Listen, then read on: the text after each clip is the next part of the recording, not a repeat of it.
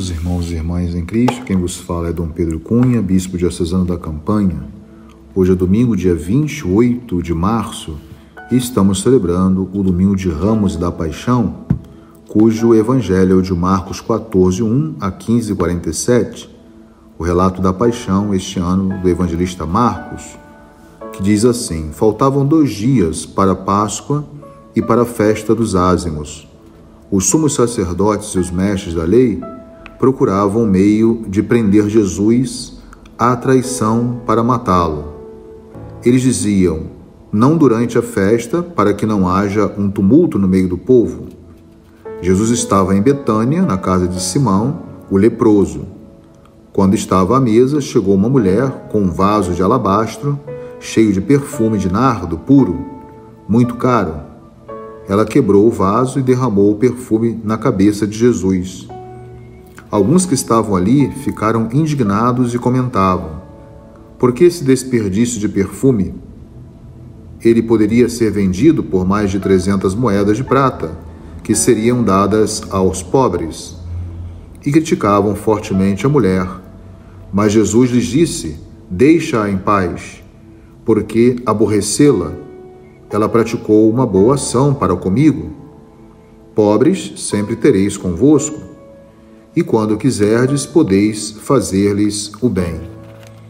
Então, caríssimos irmãos e irmãs, hoje a narração da paixão de Jesus, como vocês podem perceber, participando da Santa Eucaristia, assume o ponto culminante da liturgia da palavra nesse dia que nós iniciamos a Semana Santa. A entrada triunfante acontece de maneira muito simples de Jesus, montado num jumentinho ao invés de um cavalo, com alguns seguidores ao invés de um exército, e de pessoas também humildes em vez de poderosos, destacados, e os ramos e hosanas proclamadas assim pelo povo, reconhecendo Jesus como rei, mas um rei Messias, um rei diferente, correspondente a um reinado por ele já anunciado. Então, é uma característica muito interessante essa de observarmos essa humildade de Jesus, se diferenciando de todos os reis da face da terra. Quem participar também da Santa Celebração hoje, eucarística, poderá perceber uma relação entre esse relato da paixão e o terceiro canto do servo, descrito pelo profeta Isaías. É exatamente a imagem daquele que sofre, mas confia em Deus, entrega a sua causa nas mãos de Deus. É um canto misterioso, mas que nós lemos, sem dúvida alguma, à luz da missão e da vida de Jesus. Hoje, nesse Domingo de Ramos e da Paixão, na verdade, nós entramos com Jesus também em Jerusalém. É uma entrada carregada de simbolismo e gestos profundos. Ele entra como um rei mais humilde, como falei, sem pompas, e é reconhecido também pelo povo, mas será também condenado. Ou seja, aquele que veio nos libertar, ele será condenado sem usar de violência. Então Jesus, portanto, temos a imagem também dele estar à mesa e a sua morte ela está sendo tramada enquanto Jesus está fazendo a refeição. E um de seus discípulos tem o seu coração convertido ao mal, pelo poder do dinheiro, pela ganância que destrói.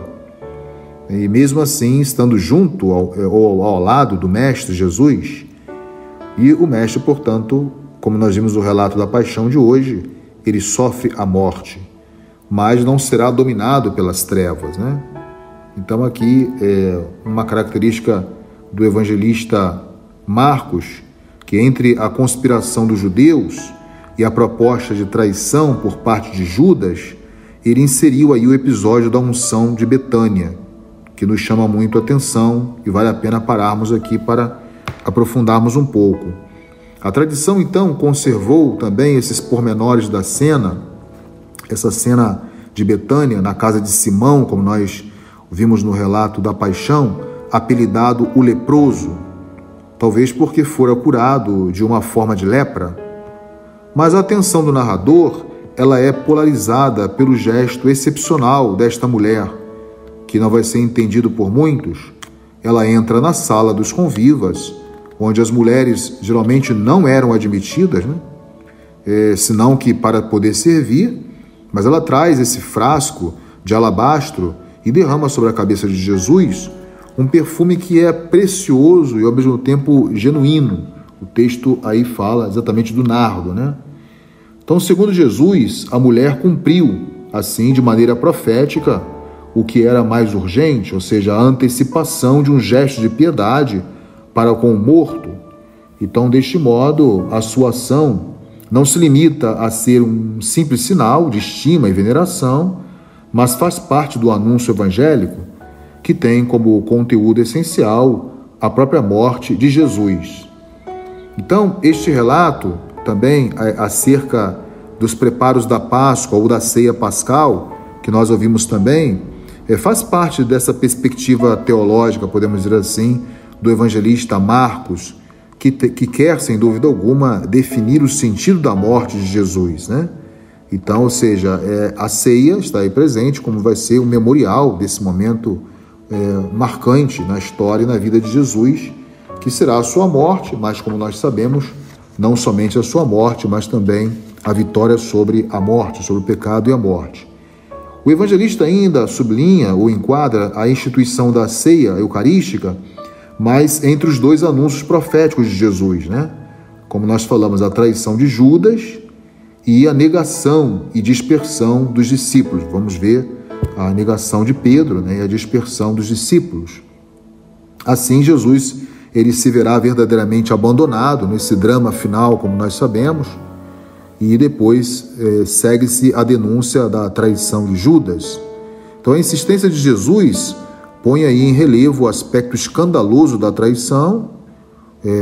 Um do grupo, né, dos amigos de Jesus, dos discípulos de Jesus mais íntimos, um dos 12, né, daquela comunidade, que no projeto de Jesus devia ser a garantia do futuro novo. Mais uma velada aí alusão, né, ao Salmo 41, que será utilizado pelo próprio evangelista: até meu amigo, em quem eu confiava, que comia de meu pão, me acometeu traiçoeiramente. Então esse salmo ajuda, portanto, a comunidade primitiva a dar um sentido religioso a esse gesto absurdo de Judas Iscariotes. Mas aí nós temos uma imagem bonita, que é o ai profético de Jesus. Lembramos aí o capítulo 14, versículo 21, né? O Filho do Homem vai ser entregue, como está escrito a respeito dele. Mas ai daquele homem por quem foi traído. Então aí uma imagem, né? É esse segundo ai do Evangelho de Marcos que aparece aí, esse ai profético de Jesus, né? Esta expressão severa a respeito de Judas, né, que está unida a um provérbio muito utilizado na época também: melhor seria para ele se não tivesse nascido, né? O ai do Evangelho, então, conforme a tradição profética, é um severo juízo de condenação contra uma ação ou ainda um comportamento mau. Então Jesus vai dar esse ai profético, né, de rejeição em relação ao comportamento de alguém que está no grupo dos discípulos. Mas para concluir esse relato da paixão tão longo do evangelista Marcos, não podemos aqui nos deter devido ao tempo, né, em todos os pormenores desse relato da paixão, é o olhar de Jesus. Como Jesus vê tudo isso, né, todo esse cenário da paixão descrito pelo evangelista Marcos. O olhar de Jesus, como nos diversos anúncios de sua morte iminente, já estava preparando esse momento e estava se preparando para este momento. Ou seja, não para a morte, o momento da morte, mas se preparando para alguma coisa que vai além da morte. Ou seja, a inauguração de um tempo novo. Esse tempo novo que é inaugurado com muita esperança. Nós olhamos o drama da paixão no olhar humano, mas Jesus olha de maneira diferente, como sendo o momento novo da nova aliança, que instaura, portanto, um tempo de libertação e de graça para todos os homens. Então, nesta firme esperança, né, ele promete solenemente aos seus amigos, aos seus discípulos, que beberá o vinho novo no reino de Deus.